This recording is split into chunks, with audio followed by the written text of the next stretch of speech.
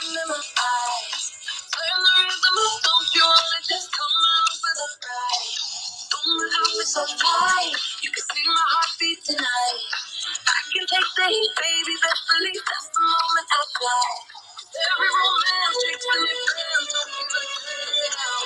When the night's here, I will see you, please don't play down. I can dance, I can dance, I can dance. Watch me here's the night away. I could be burning, but you will see it on my face. Watch me dance, here's the night away. I'm stuck at the party, running out one more place. Lately, I've been to the Hello, everybody. Oh my God, feel like a DJ. I've never done this before. Hi, I'm so glad to see people coming into the room. This is wonderful. My name is Anima Kosai. I'm not a DJ. I'm actually a lawyer. We don't typically have music accompanying us when we speak. But this is just such a wonderful topic we felt would be fun. Let's talk about Barbie. And where are we talking about Barbie? On LinkedIn. So this whole thing about does this belong on LinkedIn? Absolutely, talking about Barbie belongs on LinkedIn because we want to disrupt the typical conventional, oh, this is professional, this is unprofessional. No, we're completely disrupting that.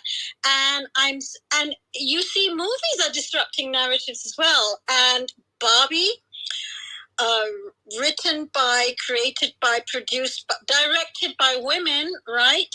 Greta Gerwig has, I think, really smashed box office expectations around the world. I don't know the latest, but I know they've gone above, what was it, 700? Okay, if anybody knows the figures, just let me know, right? But on opening week worldwide, they were around 400 million around the world, right? Not just the US. So it's wonderful. This is a movie that everyone's talking about. And I think what was really exciting when I put the request and said, who wants to speak about it? We have here on stage 8 people, right? And normally ask Vernon for us to find speakers. It's like, please, can you speak about this? But this had no issue. Everybody's like, yeah, I'd love to. So it's also a fun topic.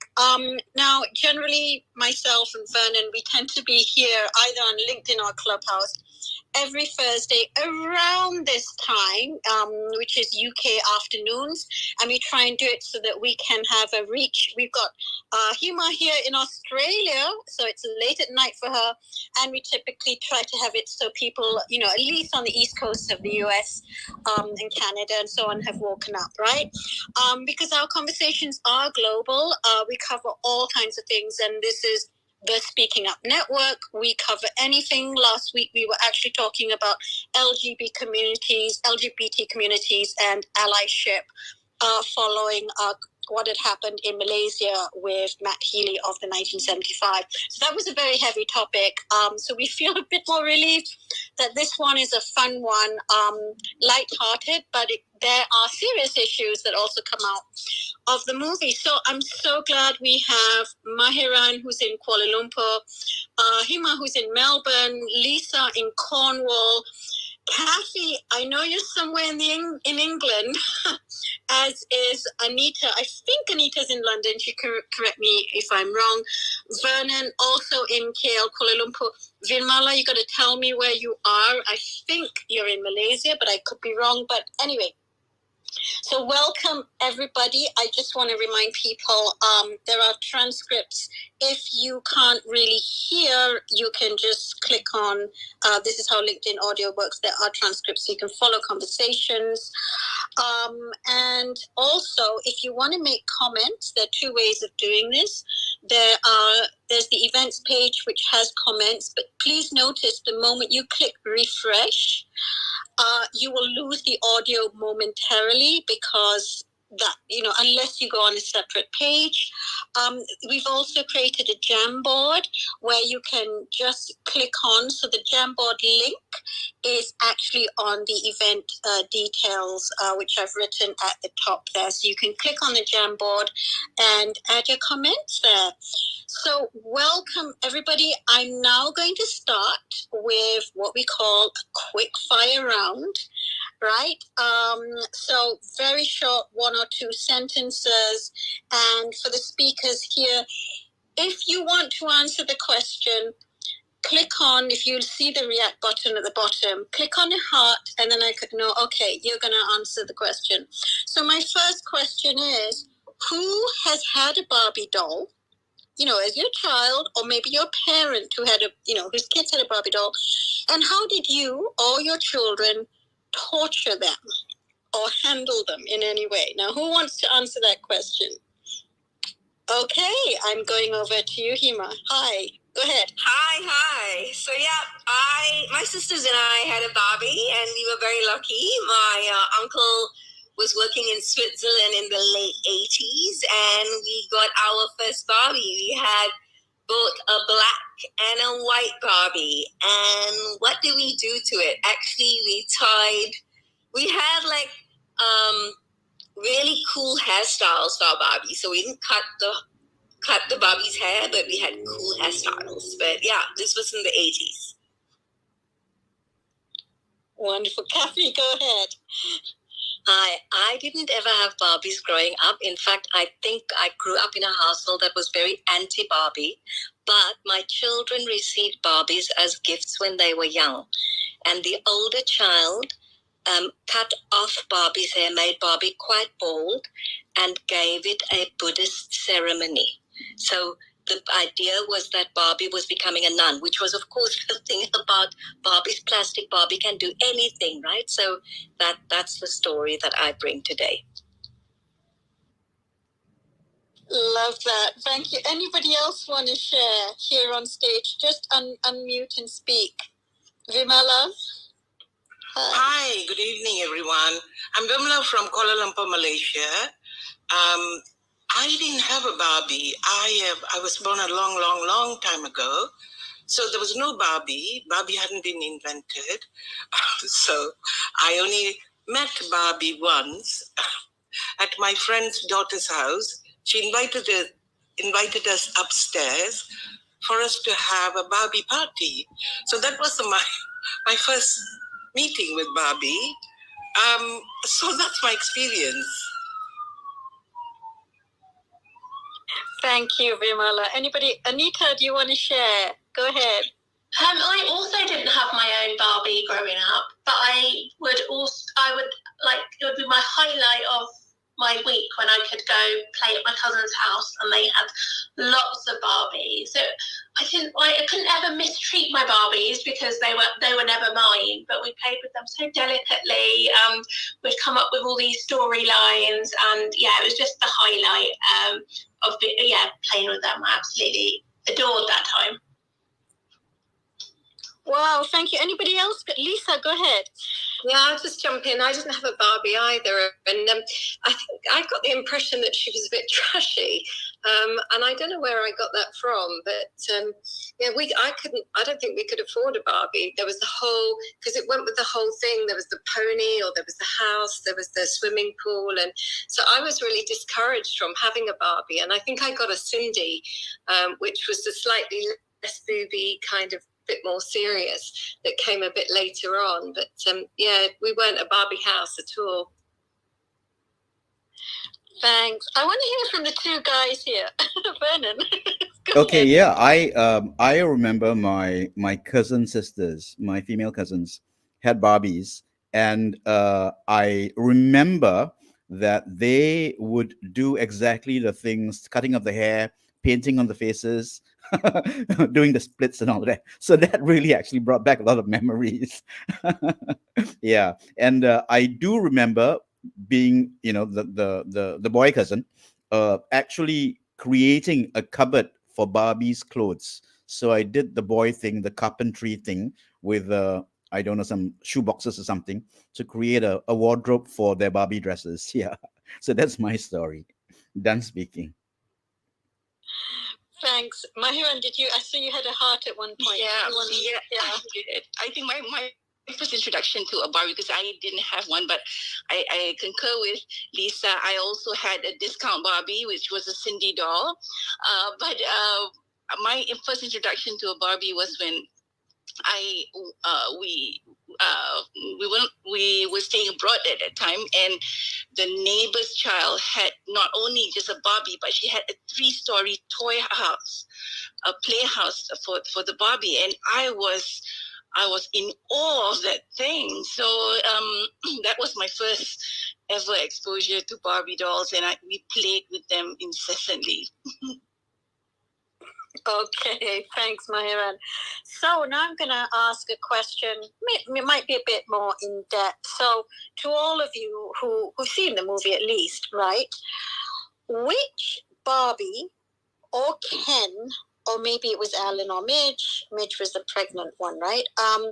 Which of them did you relate to most, and why? Who would like to go first? I can dive in.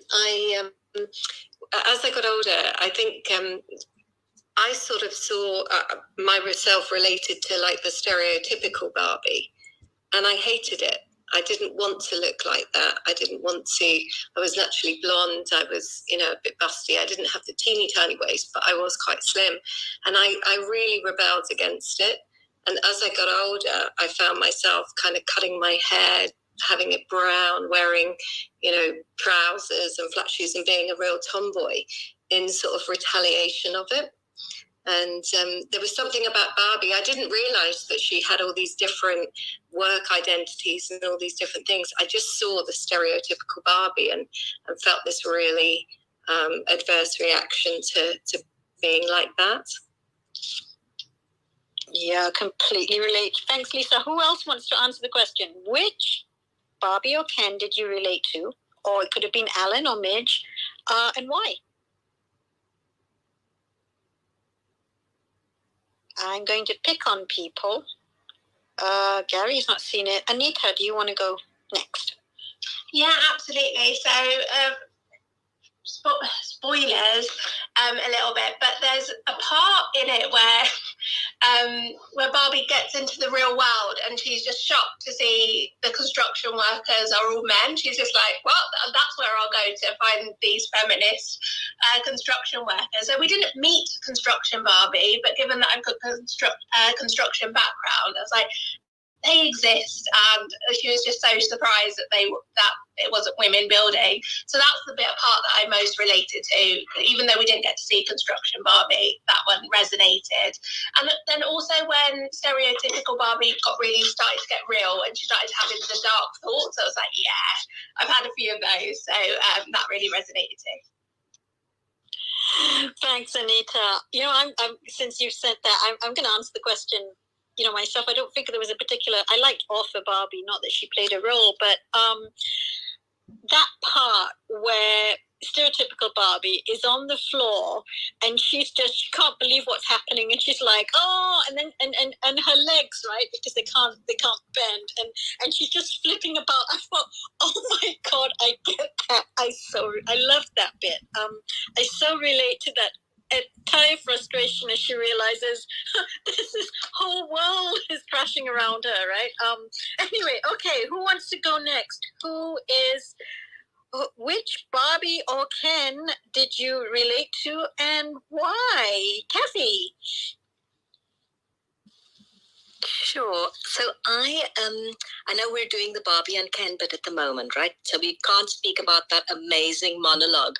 But let me say, I, on reflection, loved Weird Barbie. I loved President Barbie, because obviously President Barbie was Black, so it gave some kind of sense of diversity, I suppose, in the movie, and kind of bending the rules a bit. But Weird Barbie was, of course, the activist and the protagonist who gave Barbie these choices and then said, no, choose again. I loved that, you can choose, but no choose again. So I thought that was very clever, and yeah, I like that bit. Thanks. Yeah. Mahiran, you're laughing here. Do you wanna go next? Yeah, I when Weird Barbie came out, I also felt that way. She's the most woke one in there. Like, she knew what was going on. She was the most aware Barbie, and I thought that was really, insightful. And I think for me, it's not just one Barbie, but the different aspects of Barbie, the fact that they can be anything they want to be, was the one that really that I felt that it inspired me to be, as a little girl, to be whoever I wanted to be. So that kind of, that opening the paradigm of my mind. And but also, I had a lot of issues trying to balance that with the fact that I needed to wear high heels all the time, and really, have to have a small waist. The unrealistic beauty expectations of being a Barbie, which I couldn't relate to. So, yeah, the pros and cons, I suppose. Yeah. Can I just jump Go ahead, in here? Vernon. Yeah. Oh yes, I want the man's view. Yeah. Yeah, that what Mahiran just mentioned about being the most woke Barbie and actually opening up stereotypical Barbie's eyes to the bottle and the possibilities, and how she had to come alive to certain realities. I think that's quite interesting because this particular Barbie was the one that had been abused, right? And so that whole idea of like, sometimes wokeness might only come from either experiencing oppression or victimization. And so when I saw Weird Barbie, I burst out laughing because I just remembered what my little cousins had done to their Barbies. Splitting the legs and cutting the hair and drawing on the faces and stuff like that. And when woke Weird Barbie, basically allowed for stereotypical Barbie into certain insights. To me, that was really, really special. Yeah, I just thought I'd like to share that. Thank you, Vernon. Was there any Ken that you related to? Well, I thought it was really interesting that the second Ken was Simu Liu. That they chose, a colored person to play that part, and an Asian American. Yeah, an Asian American. And I was just wondering whether, they could actually whether it was talked about, the America-China situation, and whether that was part of, or was I reading too much into it? But yeah, in terms of the Kens, that was what came to mind. That Simu Liu was the what shall I say, the antagonist to the male protagonist. Yeah, Dan speaking. And maybe that's something we can, sort of explore here in terms of how diverse or not diverse the Barbies or the Barbie world was. But I just want to go around. Anybody else would like to sort of respond to which Barbie or Ken they related to and why? Just unmute and speak.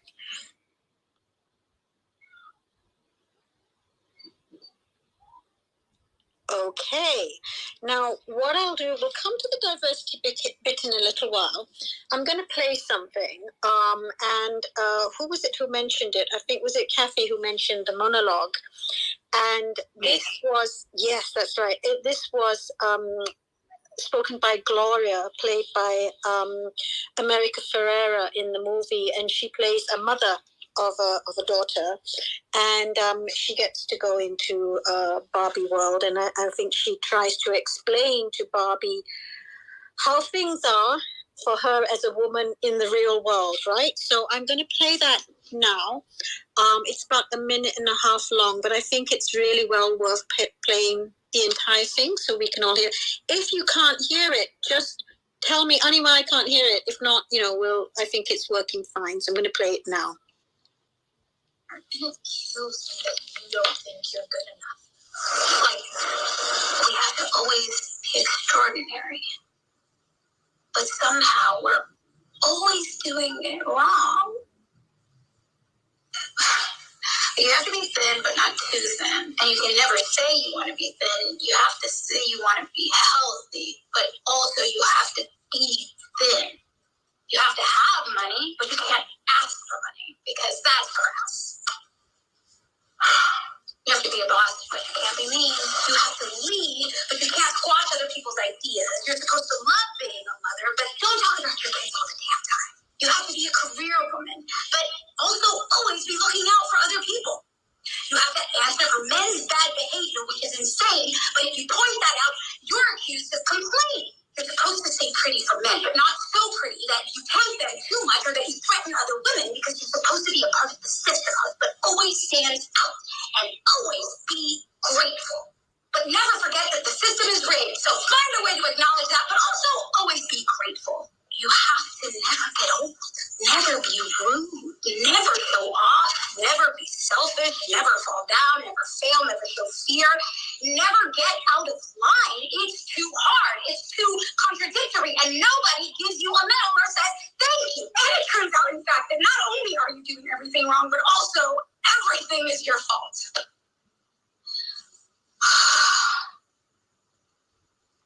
I'm just so tired of watching myself and every single other woman tie herself into knots so that people will like us. Beautiful and so. Okay, I think I teared up watching that.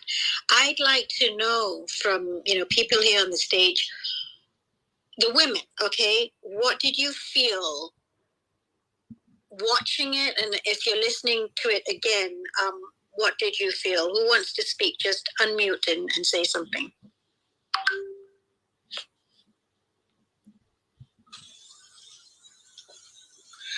Can I go? Yes? Go ahead, yes. Okay, thank you.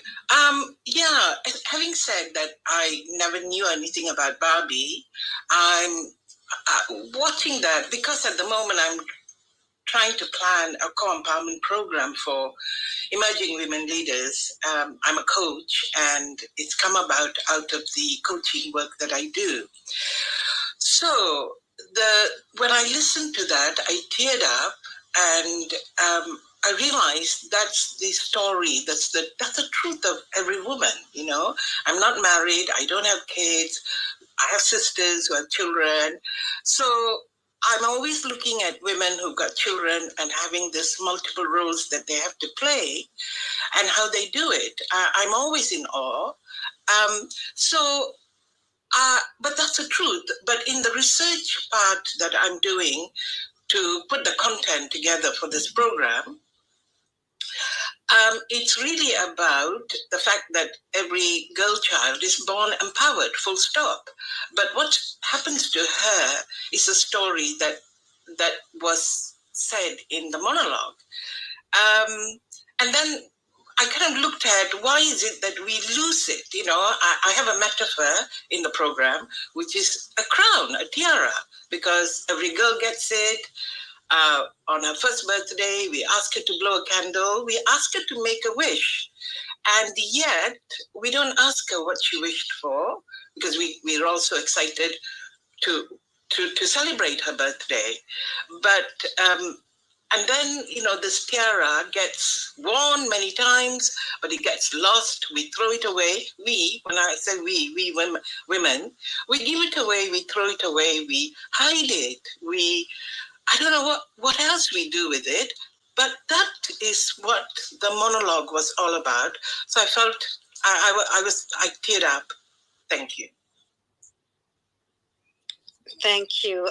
Welcome, Yinka. I don't often bring people up quite as early as this, but I know you clearly wanted to speak. Was it about the monologue, and would you like to share what you felt listening to that? Hi, Anima, thank you very much for bringing me up. I really appreciate it. I wasn't aware of this audio room before it popped up in my notifications, but having seen so much buzz about Barbie, I haven't seen the movie, so at first I came in to listen, but I really appreciate you playing the America Ferrera's monologue, because it's something that's spoken about quite widely and, you know, has been the linchpin upon which they have really, you know, promoted Barbie as this, you know, empowering movie, you know, about women and feminism. And I am glad to have had the opportunity now to hear it for the first time from her words. I've read the words, it's been widely reported. And yet I kind of listened to it and it just, everything that she said rang true. And yet as a Black woman, I hear it a little differently. And it just made me think, I hear every single word you're saying, and then layer the fact that, you know, Barbie and Mattel and beauty standards and the world that we live in, for those of us who are living in areas of the world where we live as a ethnic minority, even though we're part of the global majority, then there is an additional layer that is hidden and not mentioned at all in the midst of that monologue. And so I really welcome her giving voice to the experience of women, and yet it's never lost on me how very unintersectional so much of the feminism that Barbie is currently being used to promote actually is. And so as I said, I'm very grateful that she has given voice to the concerns and experiences of so many women, and yet there are layers of the experience of being a woman intersecting with other identities that are once again overlooked. And in the midst of Barbie doing such incredible things at the box office, having so much of the public kind of zeitgeist in view, to almost feel like you're still, you know, your experience of things is still somewhat overlooked or invisible, adds a layer of frustration, if I'm honest. So yeah, that was all I wanted to share. Thank you for giving me the chance to speak. Thank you, Yinka, for sharing that. And I have a feeling, because I saw quite a few people clapping hands here, who wants to respond in terms of hearing what Yinka just said, especially in terms of the intersectionality? Anybody want to say? Anita, go ahead. I actually would love to share on that. Yeah. It's one of the reasons why I'm not watching Barbie. I mean, I've been an other in Malaysia, and then I've been in every country I've lived in. I lived in Belfast, I've lived in London, lived in Sydney, and lived in Melbourne. And I've always been another. And as a person of color with many intersectional identities, Barbie doesn't speak to me in many ways, even though I did have a Barbie, which was interesting and exciting at that time, but I really personally don't think it's actually addressing the issues that's prevalent. It's kind of sugarcoating. I personally believe it's illusion, optical illusion in many ways. And I'm a person who's all about dismantling and disrupting. So it's kind of not really addressing those dismantling and disrupting systems and institutions, which I would love to see. Well, thanks. Anita, I think, did you have something to say? And I have a feeling Hannah might as well. Just on this, that we're talking about the intersectionality and how Barbie may not be representing all women or people. Go ahead, Anita. Yeah, absolutely. I think it's a humongous topic and it's so interesting. I think it was important that it was America Ferrera who did the monologue, like as a Latina woman. I think there were elements of that, but I completely appreciate Yinka's point, and that it didn't go far enough, and actually it didn't speak to the intersectionality enough. I think Barbie, I went into this, I was so looking forward to the Barbie movie, I cannot tell you, because the marketing has just been on point, and I've been suckered in with all the nostalgia and the clips of the trailers, which were just built on it being funny. And I watched the trailer and I'm just like, oh, is this a kid's film or is it not? And it just generated so much discussion. But I did not expect it to be a feminist movie breaking down the patriarchy. I didn't expect that from Barbie. And then it was, and I was pleasantly surprised. But in terms of diversity and ethnic diversity and representation, I don't think it went far enough at all. I think it did make me think, especially like Simu Liu's casting, like actually, is this like a version of, like actually, is it to an effect the only place where we can get colourblind casting? Because apart from stereotypical Barbie and Ken, they have to be white, blonde, but actually any other Barbie, it kind of didn't matter what race they were. But then because of that, it also meant we lose what race and ethnic identity and cultural identity is. Like, we did have a black Barbie president, brilliant. We had all these races represented and ethnicities, but we never got any cultural significance of that. We never got any depth. We never had any character development of those people, they're not people, dolls, of those Barbies and Ken. So they were there, and we had, different size Barbies, and it was wonderful to see the representation, but the representation only takes us so far, and we just didn't have, because the focus was stereotypical Barbie and Ken, they had character arcs. These were just side characters who didn't have meaningful stories or meaningful character arcs. So that bit was disappointing. I also loved how, to a point, they did talk about how Barbie was part of the problem. And, they were quite disparaging.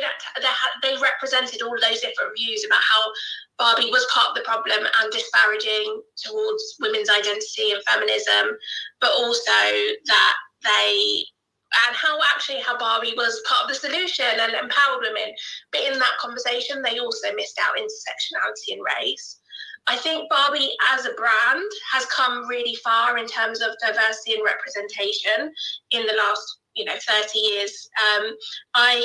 My son doesn't have a Barbie himself, but I remember hearing on the nursery runs, that there were white girls saying, I want the latest black Barbie, I want the latest Barbie in a wheelchair.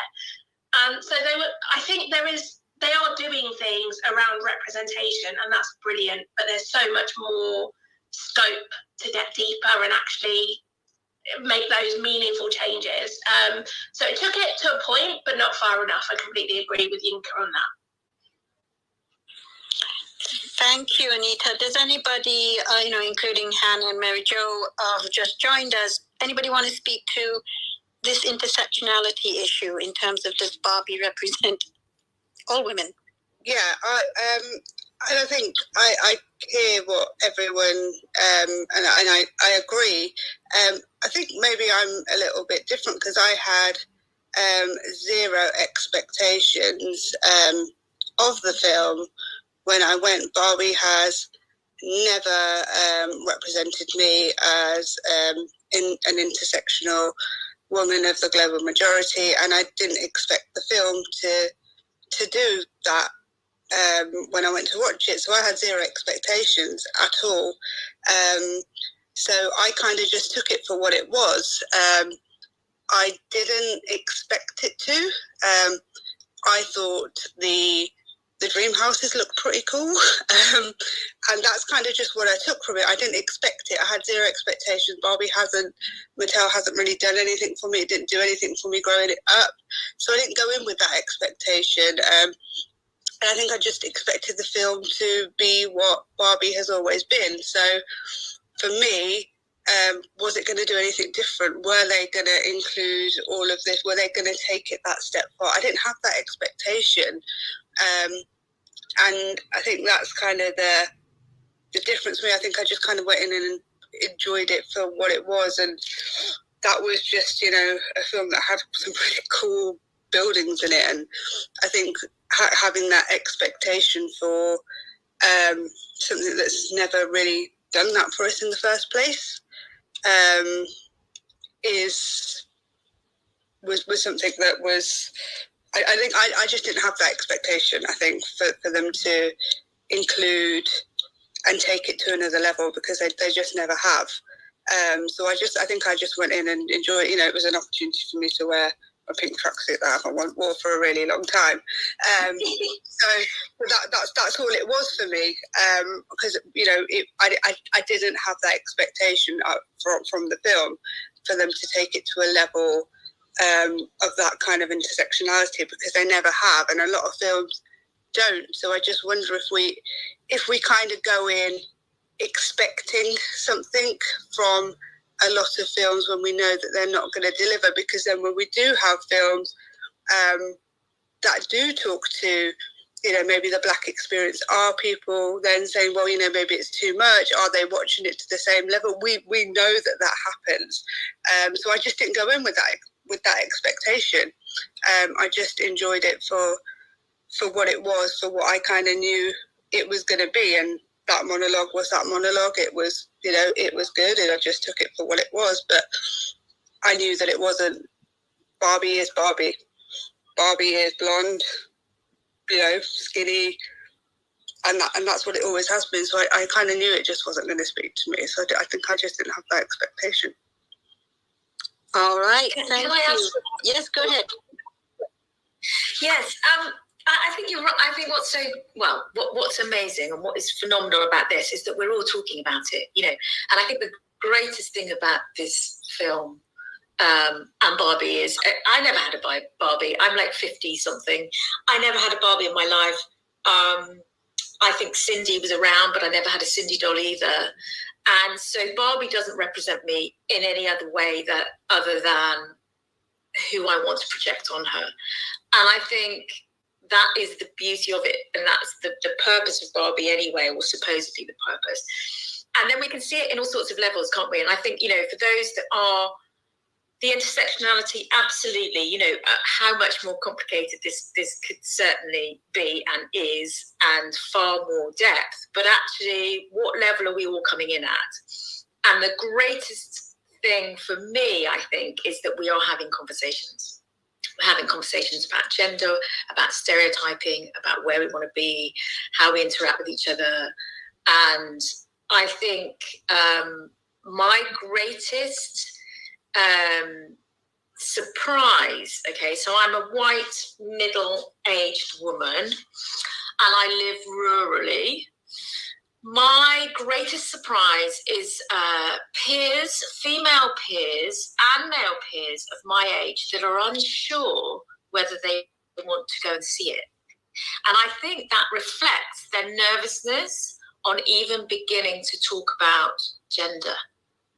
And I think that's just one thing, isn't it? You know, we've had some great... we're listening to some great things around, you know, where do we take this ultimately in inequalities and equalities and all the rest of it. But just starting with that very first conversation is too scary for a lot of people. And I think the beauty of this film is that it can give you a wedge in. It can just start those conversations, because we're all, you know, we're here because we're interested in this topic and this subject. But there are many out there that won't even engage with it. And I think the sort of the level in which was so beautifully put, you know, I could put on my old pink tracksuit, you know, it can be so shallow, I'm not suggesting that's shallow, but, you know, it can be at such a little level of getting into this topic that I think that's its genius. But anyway, I'm going to stop talking now. Thanks, Kathy. I mean, you raised a really great point, because I'm actually going to shift to the man who hasn't spoken yet. But before I do that, because, you know, I mean, we played Gloria, right? America Ferrera's clip. And if anybody else wants to speak on stage at the moment, and that includes the people who've just joined as members of the audience, if any of you want to speak to that monologue, put a little heart shape, press react, put a little heart shape so I can see you and call upon you. Although right now, okay, wait, another thing is that, so I've got two people, Yinka and Kathy. Any of the others have been a bit quiet of late. The other thing is we have a jam board. If you're in the audience, or even if you're on stage and you're like, oh, I haven't had a chance to speak, because it's all about speaking up, right? Go onto our jam board. The link is on the events page, my main not comment, the main details there. There is a link to the Jam board, and you can post on there. I see several people posting at the top there. That's great. So Laurie also put, okay, so I'm going to start with, well, you know what? I'm going to start with Laurie, although you've only just joined. And then later we'll ask Yinka and Kathy. And anybody else wants to talk about the monologue, put a heart up so I can see you. Hi, Laurie. Hi, nice to meet everyone. I am a communication and speech coach. Work a lot with women, empowering them in terms of their communication in the workplace. Anyway, I'm also an older woman who's been through all the iterations of the women's movement, starting in the 60s. Anyway, I am very impressed with how the monologue resonated with so many people. However, I wish that the Barbie president had a monologue, because that would have been more proactive and powerful. I personally didn't resonate with the popular monologue because it sounded like complaining to me. If I had to be totally candid, I would have liked a more powerful monologue to resonate with people in terms of motivating them, as opposed to looking at what's wrong. Thank you so much, Anima. This is a wonderful conversation. Thank you, Laurie. Over to you, Yinka. You had a heart talking about the monologue, and then over to Kathy after that. Yeah, thank you so much. Just by way of, again, as I said, context, I actually haven't seen the movie. And I think that is a really important thing, because ultimately, as many of the other ladies on stage have mentioned, the opportunity to go and see Barbie and enjoy it for what they expect it to be, I think is a really important point to make. Barbie is Barbie. It isn't a political drama. It's not. It is what it is, and I think that that's an important thing to know. I think the only other thing, and the reason why, my initial comments around the monologue and the lack of intersectionality were raised, is because so many women came out of the Barbie movie as if they'd heard something revolutionary. And that was, for me, where I was like, oh, okay, that's interesting. And, obviously they were not expecting what they got when they got there. But then in listening to what they believed to be revolutionary, for me, it very much felt like interesting. This is what they think is revolutionary. It really isn't. If it is, then yeah, this is part of the reason why we need a revolution. And so therein lies, I guess, the point, and like I said, the context in which I raised what I did is, as someone who has not seen the movie, he has no intention of seeing the movie. Barbie's not my vibe. I do, in my day job, spend my time working with women in business, and focus very much on supporting them in that area of work. And yet the idea that something revolutionary has come out of a film about a doll in a movie, I'm not saying that there isn't merit in what was said, but honestly, if that is what you believe to be revolutionary, it makes me wonder where you've been and what bubble you have been living in, that this is the thing that's burst it. So that was just the other aspect of what I wanted to raise, because, as I said, I haven't seen the movie, so I wouldn't want to be disparaging in any way about it. I haven't seen it, and it's important just to add that context. Thank you so much for that, Yinka. I have, I just want to, people, I know there's some people raising their hands, so just bear with me because we have a pretty full stage, but I will bring you up. For those who are finding it difficult, because I've had messages about people who are trying to raise their hand, and it's not showing up. Oh, you're here now, Cheryl. So just give me a second. If people are trying to raise their hand, there's something glitchy about LinkedIn. It doesn't always work on the phone. You have better luck actually raising your hand and being seen on the computer. I know that's strange. That's just the way it works. I think maybe we'll drop the monologue for now, unless somebody has something really, what they want to say. I want to come to Gary because you've been quiet. Anima, can I say just one quick thing about the monologue, please? Sure, go ahead. I agree with you, Yinka, about the complete lack of intersectionality and the reinforcement in many ways of the whole heteropatriarchy thing, even though that's the whole point of the movie. They're the white saviors, stereotypical Ken and Barbie kind of save the day. But the thing that I thought was so clever about the monologue was that it was saying we are all put into boxes. So that's what I came away with. This fact that this is all gender is such a construct. We all end up in these boxes. Some of them are Barbie boxes, some of them are not. And I really appreciate the fact that so many people from the queer community relate to this plastic thing of Barbie that you can twist and contort and make it into anything. So even though Barbie represents the norm, I suppose we can say, and the social norms in society, I think there are openings that maybe people just take and run with, in terms of drag and whatever else. Yes, it was just that. Thank you so much. Can I just share one thing? Go ahead. I completely agree with everything you just said, Yinka. And I know you have no intention of watching the film. For me, it wasn't. I completely agree with everything you've said, Yinka, about the monologue. I actually looked at it from a really different perspective. It wasn't actually about what she said, and the intersectionality piece of it is I totally understand. It was actually the impact that it had on her daughter and how that changed their relationship.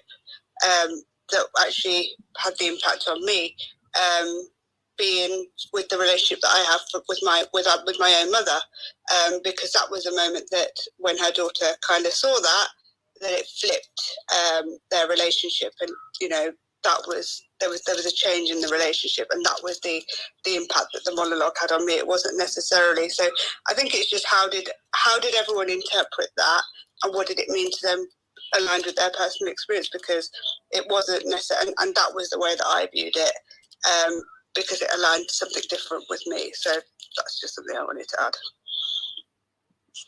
Great, thank you. I want to go to the minority on the stage here, i.e. men. So, Gary, you've not spoken yet, and I think Kathy raised something very interesting, which was about, the ability to have conversations with men, perhaps, around some of the issues that have come up in here. Do you want to say anything about that? One of the things I noted is that you've not actually seen the film. Do you want to say something, Gary?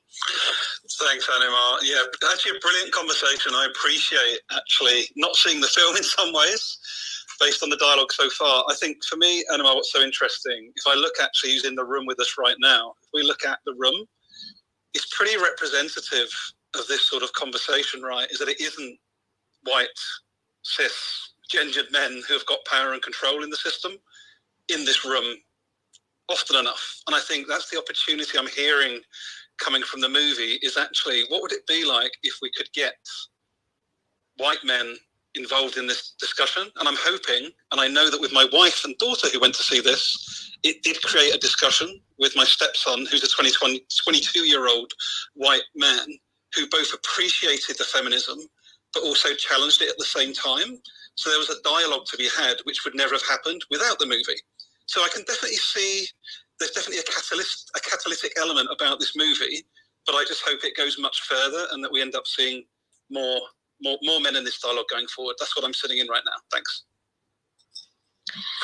Thanks, Gary, because one of the things, as you know, and as Vernon knows, the difficulty I had in trying to get men to be part of this conversation. And it's almost, so I would just want to ask both Vernon and Gary, either or both of you can answer this.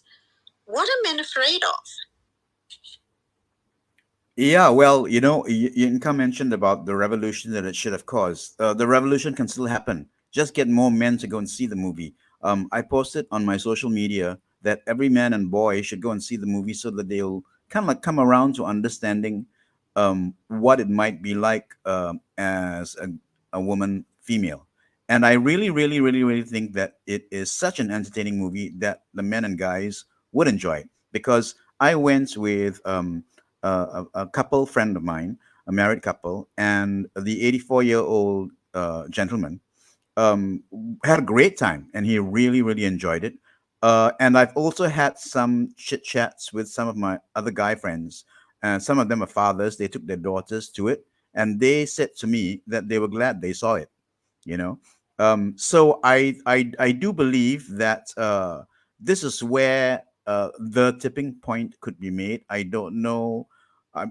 For sure, I've been, I'm definitely going to push out more stuff about it, because I really do believe that it is the start of something quite special. I really, really believe that there was effort in trying to be as all-encompassing and inclusive as possible, and I guess there will be, how shall I say, there will be, you can't really please everybody, but this is a great first step. It's taken a toy enjoyed by girls, and it's turned it into, it's subversive. I mean, I feel the movie is really subversive. That's the way I feel. Yeah, I'm done speaking. Subversive, I love that. And also there's some comments, just some comments coming on the Jamboard. So if anybody wants to say something and hasn't had the chance, you can always go onto the Jamboard, which the link is on the details to this. Lakshmi, I've been trying to bring you up, and for some reason haven't been able to. I know you're raising your hand and I can't get you up. I don't know why. Anima, you're here. Am I able to say something? Yes, you are. Just a second. I'm just because I'm like trying to sort everybody out. So Lakshmi, bear with me. I'm trying to bring you up. And okay, go ahead, Cheryl, and then we'll move over to the other guests who haven't spoken yet. Go ahead.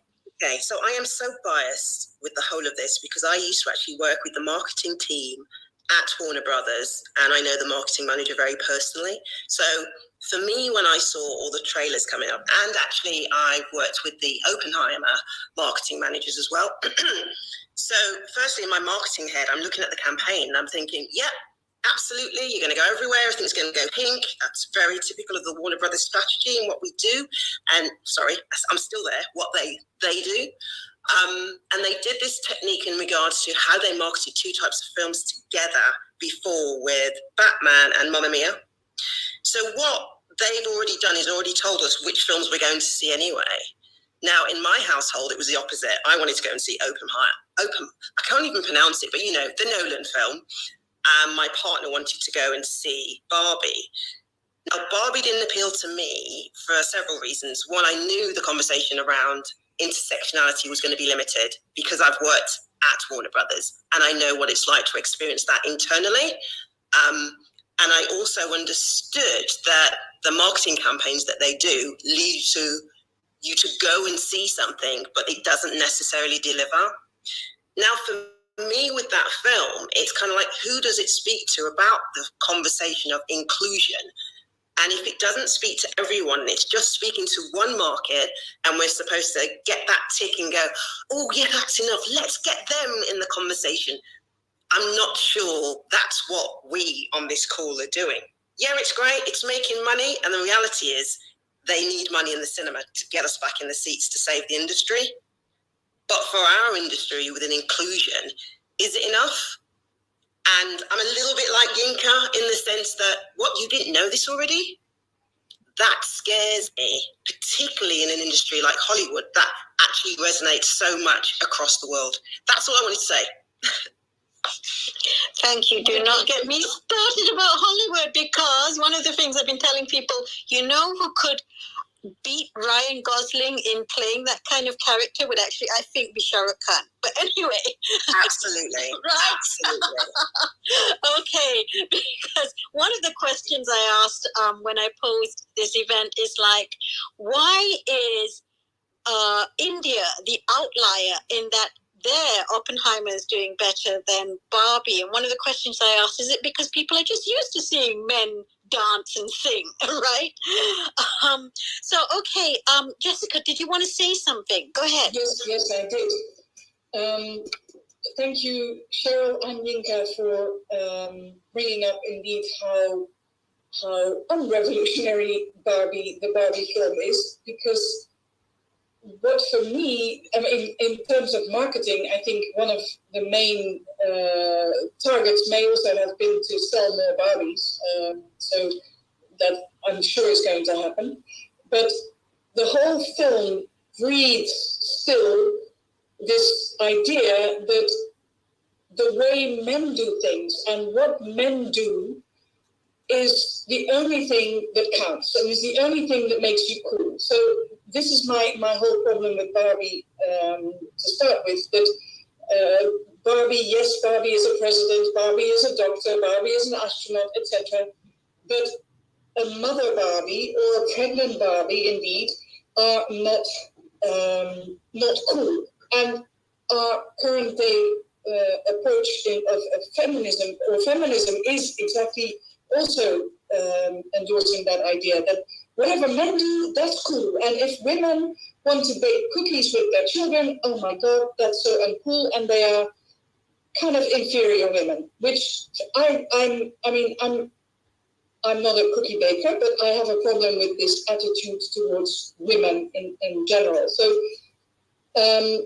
I've just written a book called We Mind versus Me Mind, and my idea is that we need to start valuing the way most women, but also men, think. We-minded thinking is different from me-minded thinking. We-minded thinking has as a focus the well-being of the group, so you focus on the well-being of others rather than on your own well-being, and that is a good thing, I would say. Barbie promotes still. Barbie is all about herself. Barbie is, and what the film promotes is that idea that if you are all about yourself, then you're cool. But if you are wanting to take care of others, that is totally uncool. So that's my problem with Barbie, and that's why I think it's not an inclusive film. On the contrary, it's a problematic film. That's a drop the mic situation there. Drop the mic. Thanks, Jessica. Cheryl. Mary Jo, you've been so patient, and I know I'm really sorry I haven't let you speak yet. What would you like to say to this conversation? Go ahead. Are you there? Okay. Oh, hi. I'm so sorry. Can you hear me? Yes, loud and clear. Go ahead. Yes. I think I've already spoken to you. Oh, goodness, sorry. But I don't want to. You thought it was me, Anima. It was Mary Jo. I don't want to take up the space. So, unless someone else, I'm happy to carry on contributing, because I think this is just a fantastic thing. But if anyone else would like to speak instead, then please go ahead. Thank you. This is me trying to juggle 12 people on stage. So, okay, I want to, and I'm conscious, we wanted to do an hour. We might just go over by a few minutes. What I'd like to do now is invite people, who are on the stage here, especially those, who were speakers in the first place.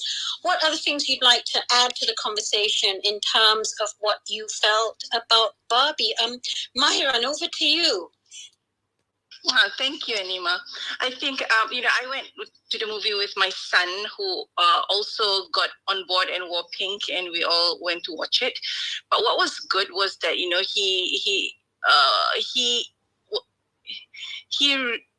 could see how he was mansplaining thing when it came to the Godfather portion of the story, that that's his script. He does that, and he has done it before. So he had a good time laughing at himself. So this movie was more, it didn't hit a lot of the more in the more mature markets, but as an opening conversation, it is something that that is non-threatening for someone like my son to watch it and be able to say, I can relate, I can see where I'm going wrong, and maybe what I'm doing, and he looks at it from a point of view of that. Oh yeah, that doesn't look so right. So it became a non-threatening way of realizing where how he can do better. So I think that was what our biggest takeaway from that movie. Thanks, Myron. I love that as well, the Godfather bit, and going, telling. I just want, the audience participation here. Could any of you relate to that bit, the mansplaining bit, and the men discovering how easy it was for the women to get the men to just do things like, I'll come in and fix you. So just press on reaction, put anything there. Hearts laughed. I see Karen's laughing. I can fix this engine, or I'll sort this out for you, or this is the plot of The Godfather. Just if that related to you, and especially if you had men by your side who were like with horror, oh my God, that's me. Just sort of put an emoji up. We can see you. Thanks, Karen, Marine, anybody else? Just say that. Thanks for reminding us on that, Mahon. I thought that was brilliant. Lisa, go ahead. Oh, I was just giving you a thumbs up to what you just said there, actually. But I loved what Maharan said about, it was just a subtle way of, I felt in some ways, of opening up these conversations, or just showing how biased everything is and how we need to change in a very light-hearted way. Because in this diversity space and inclusion space, we're trying so hard to get a lot of messages across, and sometimes they're just not landing with the right people, as Gary was saying, and for me, just this movie, what it did, I felt, is opened up these conversations. And I mentioned, I said to my CEO neighbour, I'm going to see it, and I'm doing it for a work-related event. And he laughed and said, oh, it's just a bit of fun. It's nothing. It's Barbie, for goodness sake. And I'm going to say to him, actually, I think it'd be really good to go and watch it, because it will give you a different perspective on things that perhaps you haven't thought about. And it's sad in a way that we're looking to Barbie to help us in this. But, hey, maybe we need to take all the help we can get. Absolutely. Thanks, Lisa, because I guess Barbie is not seen as something threatening, is it? Vernon, did you want to say something? Yeah, I think this particular point about non-threatening is so important. I was killing myself laughing, because it really did point out the silliness of the patriarchy and a male-oriented world in so many different ways. And yes, I think the guy friends who saw it, some of them said to me that it was quite eye-opening. I think I'd love to have more deeper conversations with them. But I really, I think the revolution is afoot if men can be just dragged along to watch it. So plan the when you revolution. say revolution, do you mean along with little hobby horses and galloping along and fighting in that? No, all the guys in pink just turning up in full force, Yeah, it's a lot of fun. Okay, Kathy, go ahead.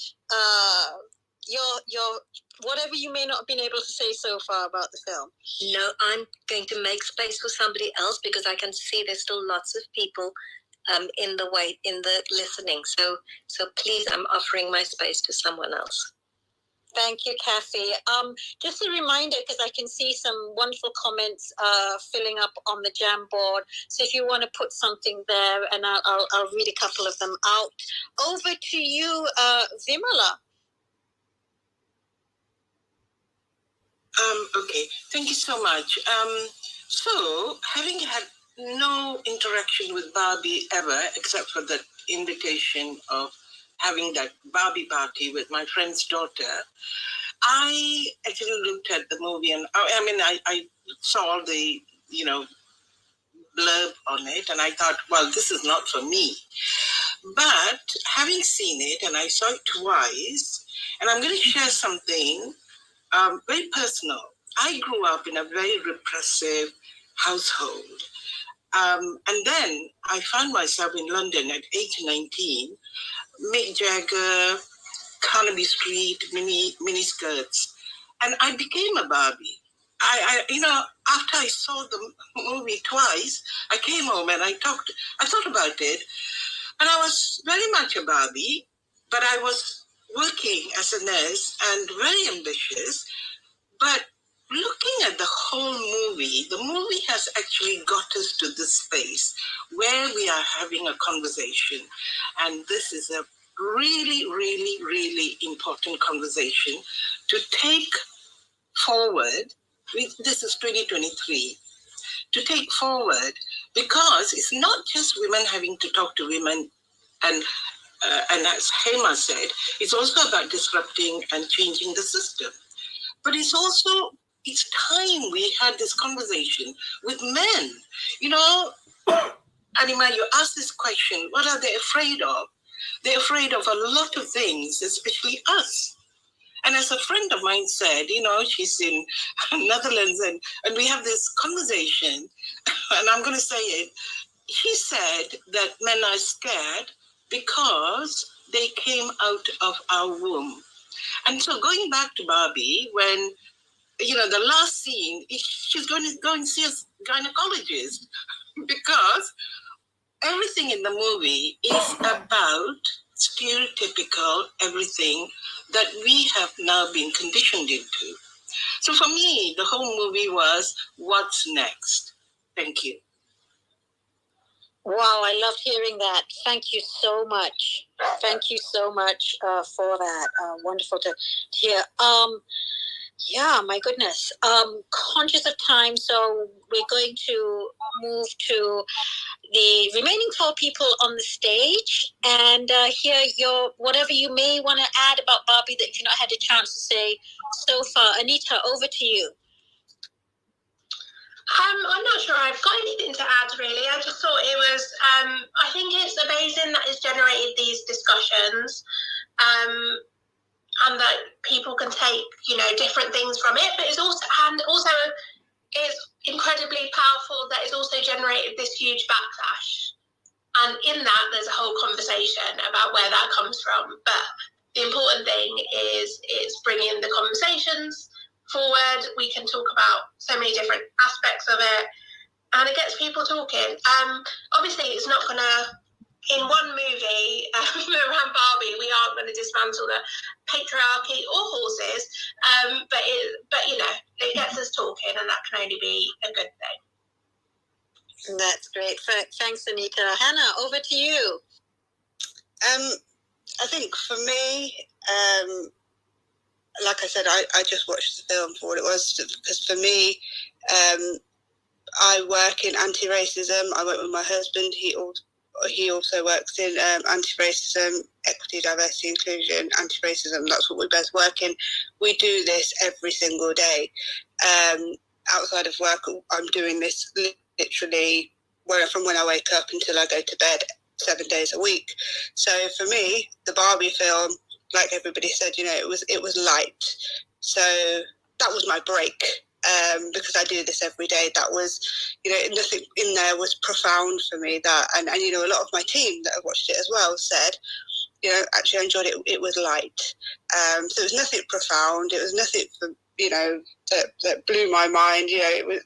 You know, we laughed most of the way. I wasn't dragging my husband. He wasn't shocked by anything. These are conversations we have over dinner.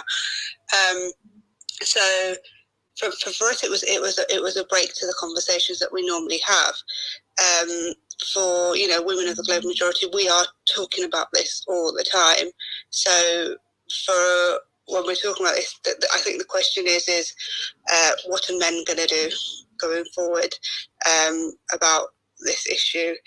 Because it's nothing new to women, especially intersectional women.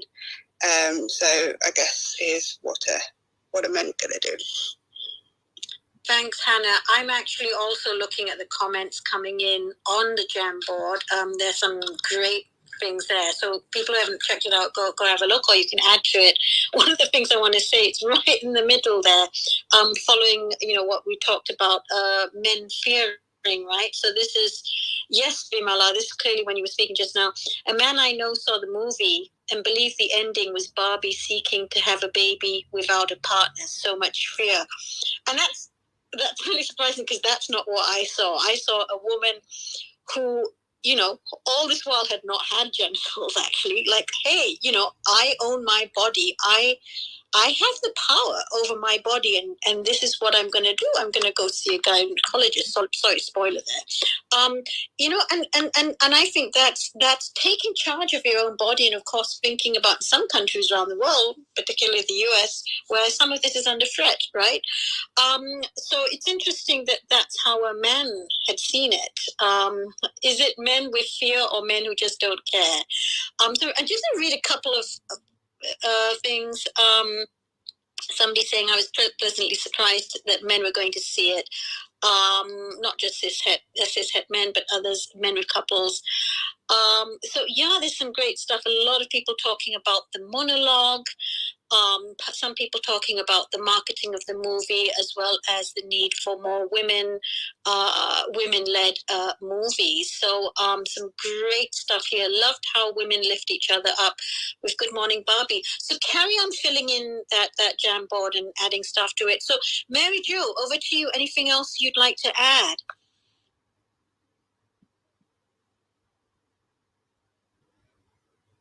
Okay, let's move over to Jessica. Can I just say something? Vernon, yes. Just listening to, everything that's been said, we should have a follow-up session to this, and it should be called Men Who Want to Talk About Barbie the Movie.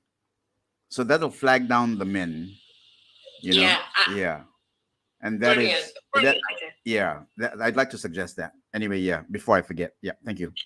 Do you want to lead that, Vernon, and maybe we can start with the Male Allies group? Great idea, great idea. Right.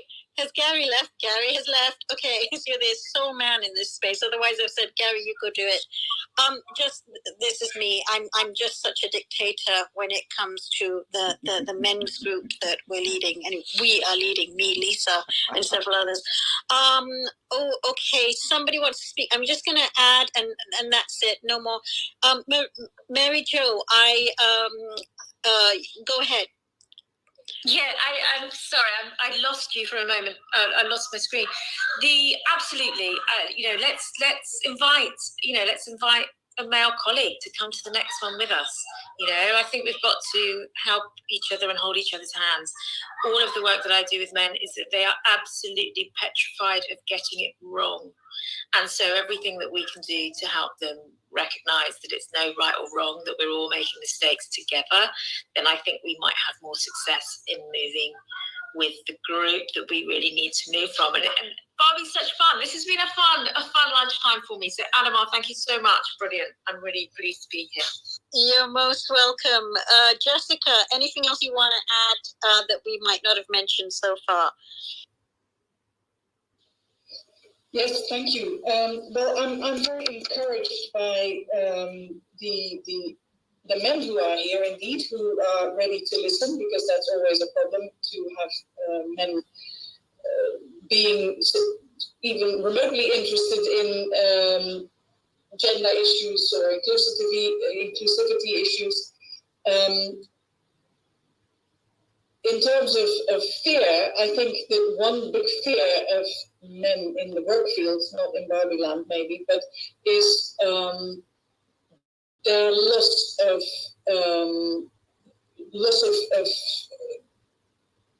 what shall I say, dominance, or loss of status, their loss of being in the majority. And I think that is something we need to speak to as well. Maybe not through Barbie, but once we acknowledge that, the fear that men rightfully have a fear of losing some of their position, we might actually open up the conversation. Thank you. Spot on. Thank you so much, Jessica. I think we definitely need it. So thanks. Eloisa, yes. I hope am I saying your name right? Yeah, you absolutely are. Elise finally. Thank you so much for today. I actually just thought maybe it's a last-in thought for everyone, but it's really interesting. I think because the movie was released on the same day as Oppenheimer, that in the same way that growing up, girls were told and boys were told that girly things were silly, and that liking pink was silly, and that if you wear pink, you can get taken less seriously, and all that kind of stuff. I just find it really interesting listening to some people today that they feel they need to justify why they don't want to go see Barbie And I'm yet to hear someone justify why they don't want to go see Oppenheimer. And I just find it really interesting that even today, people don't want to go see Barbie or be seen to be associated to Barbie. And I think part of that comes to this feeling of, I don't want to be seen as girly or young or associated to this thing. And I know that there's this really great points raised about why certain people don't want to see it. But I just find it really interesting that, like, I haven't heard anyone say, these are the reasons I don't want to see Oppenheimer. And for me, Oppenheimer is a male-centric 3-hour film, which is basically based on male egos. The only 3 women in it, one's a waitress, one's half naked for most of it, and is described as mentally ill. And the third only has one major role right at the very end. Whereas Barbie is directed by a female, has got a producer who's a female, has put females at the centre of the story, and yet that's the film people feel they have to defend or justify why they're not going to go see. And I just find that a really interesting observation. Again, it doesn't make it wrong, it doesn't make it right.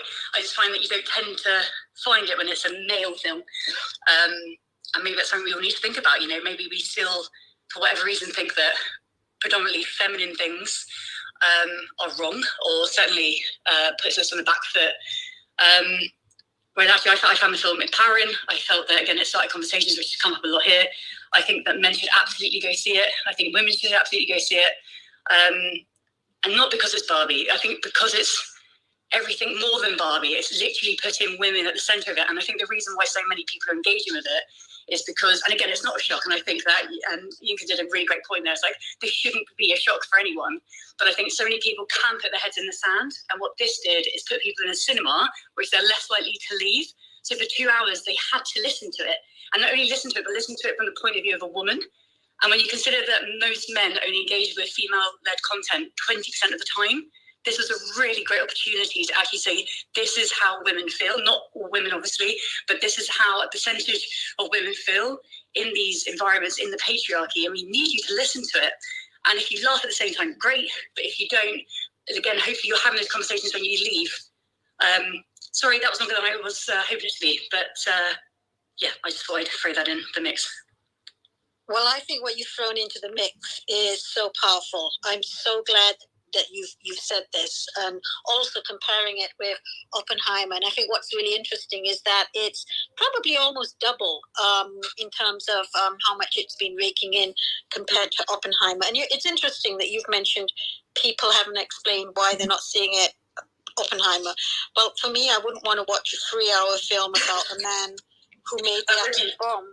And I did go see it, but yeah, exactly that. It's so egocentric, and you end up even going, you've missed out all the bits about the fact that, you know, the disaster that the nuclear wars actually caused around the world, and the communities affected. So it's all about a male and his, like, wrapping his head around, you know, what he's just built. And it's like, great, we see this day in, day out, you know, and that's why Barbie, I think, was so refreshing. So like, yeah.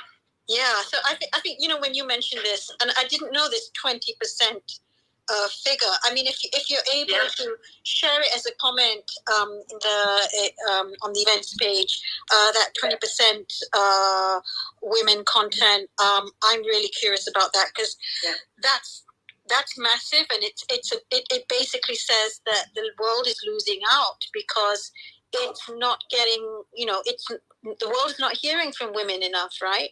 So thank you so much for that. Yeah, and I'd just like to add very quickly, because I saw Oppenheimer on Monday and then saw Barbie on Wednesday. And I liked both. I liked Oppenheimer and I liked Barbie. And if somebody had a chance to see one movie between the two of them, I'd say, please go and see Barbie, because it is a much cleverer film. Yeah. Done speaking. Thank you. I love that, Vernon. That's so brilliant. I'm just going to give you a big shout out for that. Thank you. And use that as the opening to bring more men to this conversation, please. And so, to bring more men to this conversation, in fact, I think besides Vernon, we've only got one. Hi, Mark, in the audience. So here is a song about men. for men, and how it's okay to be yourself, okay? And you can stay and listen. We're going to close the room when the song ends. Thank you so much to everybody who's joined us, spoken, and shared. This has been a fantastic session, I think, right, Vernon? Oh, totally. Yep. Yeah. Fantastic. Thank you, everyone. So I think we might have a recording ready. So in the meantime, enjoy the music.